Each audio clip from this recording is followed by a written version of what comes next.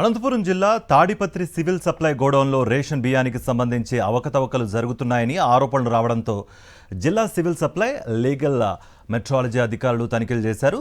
కందిబేడలతో కూడిన కవర్లలో గాలి మాత్రమే నింపి సరఫరా చేస్తూ ఉండడంతో అధికారులు అవాక్కయ్యారు. అలాగే తూకాలలో కూడా తేడాలున్నట్లుగా గుర్తించారు. మరోవైపు గోడౌన్ ఎదుట ధర్నాకు దిగారు జనసేన పార్టీ నాయకులు. సివిల్ సప్లై గోడౌన్లో అక్రమాలు జరుగుతున్న కింది స్థాయి అధికారిని కాపాడాలనే ఉద్దేశంతో అధికారులు ఎలాంటి చర్యలు తీసుకోవడం లేదని వారు ఆరోపించారు.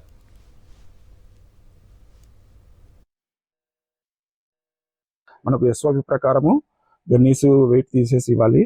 అవన్నీ కూడా మనము స్ట్రిక్ట్గా ప్రతిసారి చెప్తూనే ఉన్నాము ఎమ్మెల్యే ఫండ్ ఇన్ఛార్జెస్ అందరికీ. మళ్ళీ ఒకసారి రియేటేట్ చేస్తున్నాము. ఎవరైతే దీనికి సంబంధించి వైలేట్ చేస్తారో వాళ్ళపైన కఠిన చర్యలు ఖచ్చితంగా తీసుకుంటాము.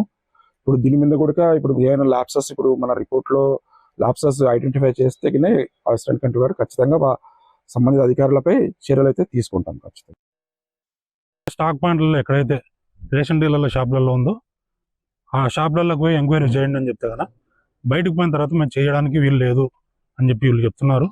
కానీ ప్రతి ఒక్క స్టాక్ పాయింట్లలో తక్కువతో రేషన్ బియ్యం డెలివరీ అయిందనే విషయం అయితే స్పష్టంగా మాకైతే అర్థమైంది.